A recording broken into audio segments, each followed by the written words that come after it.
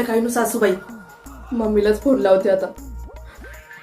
Hello mummy. अगं काय सांगती बाई तुला, तुम्हाला कुठं आणून टाकलंय ग, मला काही समजा नाही तर.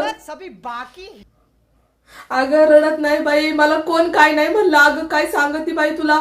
अगं रात्री सासूबाई मला म्हणल्या उद्या नाही का आपल्या घरी पाहुणे यायचेत, म्हणजे त्यांची बहीण आणि त्यांच्या घरचे यायचेत, आणि मला म्हणल्या उद्या नाही का तांदळाची इडली बनवायची. आता मला काय माहिती. अगं सकाळी लवकर उठले आणि घाई घाई व्हिडिओ पाहिला युट्यूबला आणि घाई घाई तांदूळ भिजायला टाकले. अगं आणि अर्धा व्हिडिओ पाहिलं, मला कळलं ग ते तांदळाला 6-6 तास भिजू घालावं लागत आहे. मला तो आधी काही शिकवलं नाही, मला कसं कळत आता सांग बरं तू. काय स्वयंपाक शिक. अगं मम्मी मला ती इडली बिडली काय बनवता येत नाही. अगं काय सांगू तुला. आणि ना तास झालाय ते भिजत घातलंय बरं का, पण आता सासूबाई बाहेर गेल्यात आणि ते कधी भिजायचं आणि कधी तशी इडली तयार व्हायची. तर मला लई टेन्शन आले. अगं ती सासूबाईनी नाही का मला साडी घालायला लावली, मला सगळे दागिने घाल. अगं साडी घालायलाच मला 1 तास गेलाय. आता मी काय करू, मायले डोकं बंद पडलंय.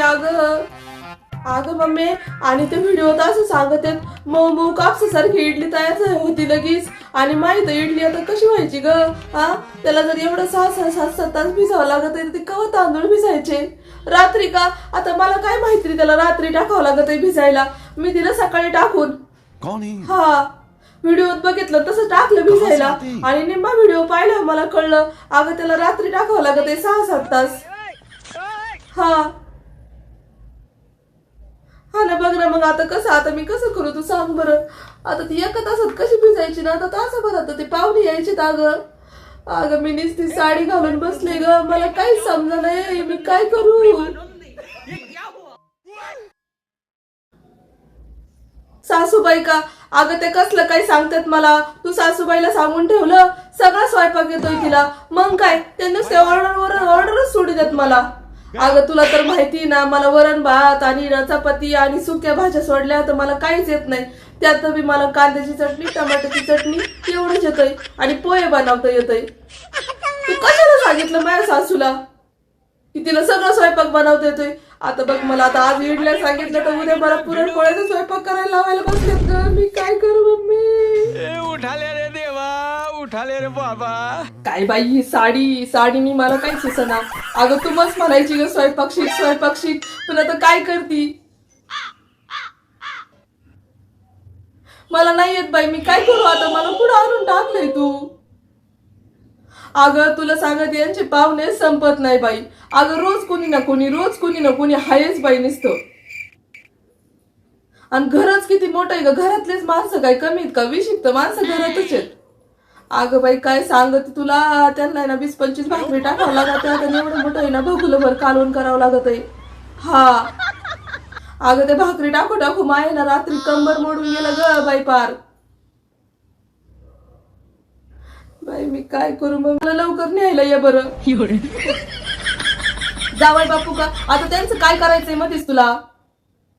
अगं ती इडली कशी बनवू मी आता मला सांग. मी आता ते भांड काढून ठेवलं आणि त्या आंबायचं कधी ती इडल्या व्हायच्या कधी आणि ते पाहुणे चांगले 4-5 वाजता येणार आहेत. अगं काय सांगते बाई पाहुण्यांचं तरी काय खरंय. 4-5 वाजता म्हणते ना 12ला चिवून बसायचे. तू जावई गे. अगं ते पसरलेत. त्यांना काय घेणं देणं नाही बाई. बायकोला किती तकलीफ आहे. काय घेणं देणं नाही. कसलं काय. अगं लग्नाच्या वेळेस काय म्हणले 2 दिवस राहू लग्न झालं आणलं की जाऊ आपलं तिकडं पुण्याला. आणि कसलं काय इथंच ठेवलंय मला अजून. अगं काय नाही बाई मला काम करू लय पिट्टा पडलाय. अगं आता ते इडलीचं काय करू मला ते तरी सांग बाई. रेडीमेड भेटतं का. कुठं भेटत. बाहेर भेटत का. हा वय बरं बघ. अगं सासू यायच्या आज सांगावं लागेल ग यांना आणायला. बरं हे माणूस बी ना झोपून घेतलंय. अगं बरं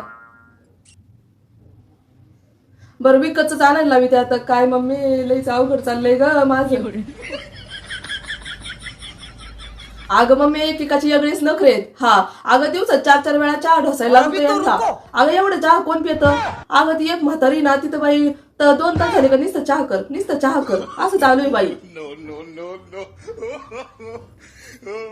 अगं चहा करू करू मी एका दिवशी ना त्याची पंतप्रधानच होते का काय असं वाटायला लागले बाई मला. इतकं चहा डोशी ते माणसं.